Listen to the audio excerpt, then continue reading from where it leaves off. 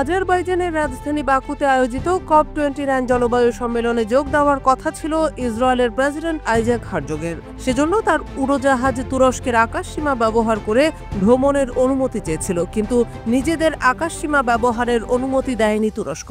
দেশটির সংবাদ মাধ্যম TRT ওয়ার্ল্ড এ খবর জানিয়েছে। মূলত আজারবাইজানে সবচেয়ে কম সময়ে যেতে হলে ইসরায়েলি প্রেসিডেন্টকে তুরস্কের আকাশসীমা ব্যবহার করতে হতো। তবে গাজা ও লেবানন জুড়ে চালানো ইসরায়েলের নির্বিচার গণহত্যামূলক কার্যক্রমের জন্য শুরু থেকেই দেশটির বিরোধিতা করে আসছে তুরস্ক। কঠোর হুঁশিয়ারিও দিয়ে যাচ্ছে আঙ্কারা। এই ইস্যুতে তুরস্কের সঙ্গে সম্পর্কে ভাটা পড়েছে ইসরায়েলের। এরই ফলশ্রুতিতে ইসরায়েলকে নিজ আকাশসীমা ব্যবহার করতে দিল না তুরস্কের president Recep Tayyip Erdogan. G20 সম্মেলনে যোগ দিতে বর্তমানে ব্রাজিলে আছেন টার্কিশ প্রেসিডেন্ট। সেখানেই এমন তথ্য জানিয়েছেন তিনি।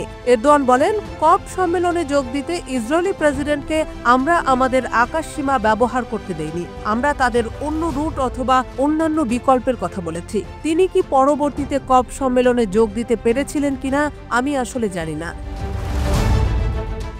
ইসরায়েলি প্রেসিডেন্ট আইজাক হারজোগ গত সপ্তাহে জানান, নিরাপত্তাজনিত কারণে তিনি আজারবাইজানের COP29 সম্মেলনে যোগ দিতে পারেননি। এর আগে গত সপ্তাহে তুরস্কের প্রেসিডেন্ট রিসেপ তাইয়েপ এরদোয়ান শীর্ষ সম্মেলনে অংশগ্রহণ করেন, যেখানে ইসরায়েলের সঙ্গে নিজেদের সমস্ত সম্পর্ক ছিন্ন করার কথা জানান। তুরস্ক ও তেল আবিবের মধ্যে সর্বশেষ বাণিজ্য সম্পর্ক ছিল মে মাসে। এরপর দুই দেশের বাণিজ্য সম্পর্ক স্থগিত করা হয়। ফিলিস্তিন ইসরায়েল সংঘাতের অবসান ঘটাতে কূটনৈতিক প্রচেষ্টার অংশ হিসেবে আঙ্কারা এখন ইসরায়েলের উপর অস্ত্র নিষেধাজ্ঞা বাস্তবায়নের দিকে মনোনিবেশ করছে। একই সঙ্গে দেশটি জাতিসংঘে ইসরায়েলের বিরুদ্ধে আন্তর্জাতিক সম্প্রদায়কে এক করতে চেষ্টা চালাচ্ছে।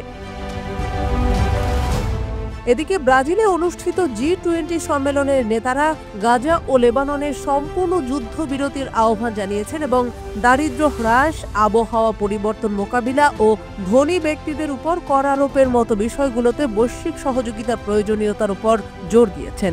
সেখানে উপস্থিত নেতারা গাজায় যুদ্ধবিরতি ও হামাসের হাতে আটক বন্দীদের মুক্তির জন্য মার্কিন প্রস্তাবিত জাতিসংঘের প্রস্তাবকে সমর্থন জানান। তাদের ঘোষণায় গাজার মানবিক সংকট এবং লেবাননের উত্তেজনাপূর্ণ পরিস্থিতি নিয়ে গভীর উদ্বেগ প্রকাশ পায়।